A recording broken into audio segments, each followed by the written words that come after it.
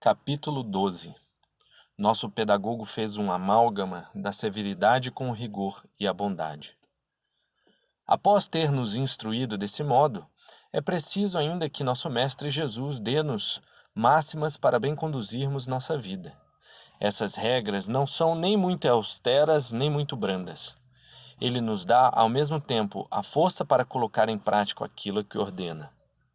Ele criou o homem com o pó, regenerou-o com a água, fortificou-o pelos dons do Espírito Santo, adotou-o como seu filho, abriu-lhe a via da salvação pelos santos preceitos que deixou.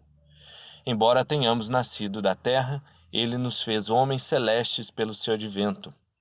É principalmente depois deste evento que é possível aplicar a verdade deste oráculo. Abre aspas. Façamos o homem à nossa imagem e semelhança. Fecha aspas. Confira Gênesis capítulo 1, versículo 26. Somos os filhos de um bom pai, os alunos de um mestre. Cumpramos a vontade do nosso pai. Escutemos com docilidade as máximas de nosso mestre. Imitemos a vida e a santidade do nosso Salvador. Tracemos o plano de uma vida inteiramente celeste, que nos faça semelhante a anjos, que nos cubra de uma alegria inalterável, que nos faça participar da incorruptibilidade do nosso Mestre e seguir inviolavelmente seus vestígios.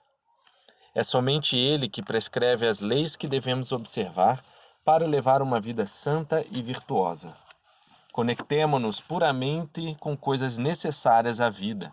Rejeitemos tudo que é supérfluo para nos colocar no caminho da vida eterna. Persuadidos de que Deus tomou o cuidado de fornecer-nos todas as nossas necessidades. Abre aspas. Não andeis inquietos pelo dia de amanhã. Fecha aspas. Confira Mateus capítulo 6, versículo 34. Todos os que estão comprometidos a seguir a Jesus Cristo devem contentar-se com o seu estado, sem se inquietar para fazer montões para viver. Não somos educados para a guerra, mas para as alegrias da paz eterna. Aqueles que desejam levar uma vida prazerosa são obrigados a fazer preparativos abundantes e a sustentar grandes combates. Ao contrário, aqueles que se contentam com uma vida simples e frugal são dispensados de fazer provisões e de se munir de armas. É o Verbo que nos alimenta, é o Verbo que os conduz e os dirige, que os ensina a frugalidade, a simplicidade, a modéstia.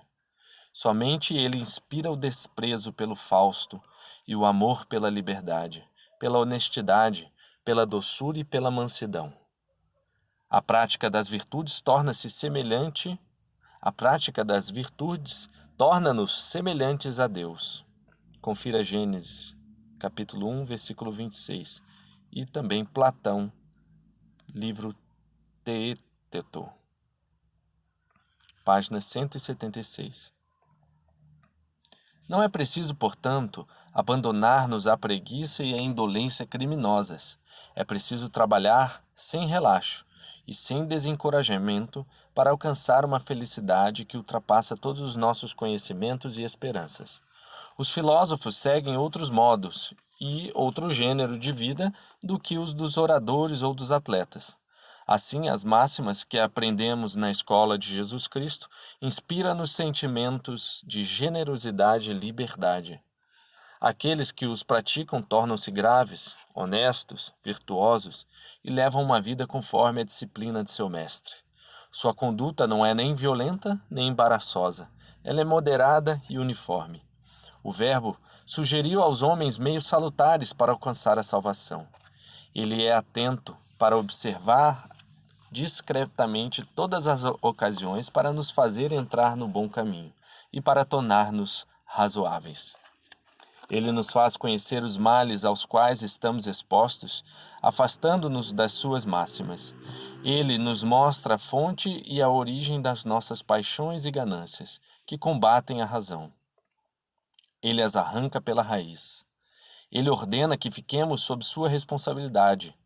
Ele nos trata como enfermos e dá-nos todos os remédios necessários para obter uma cura perfeita. A grande obra da bondade e de todo o poder de Deus é a salvação do gênero humano. Os enfermos desgostam-se dos médicos, que não receitam nenhum remédio.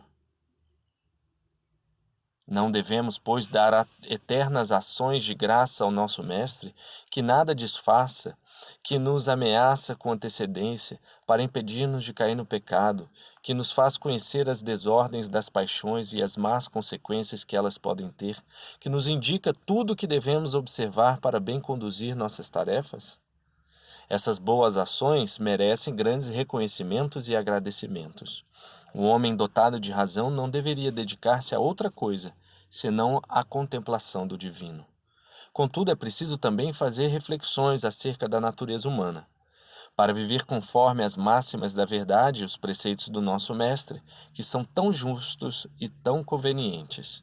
É preciso que nossas ações correspondam ao nosso discurso e que nos assemelhemos perfeitamente ao nosso modelo.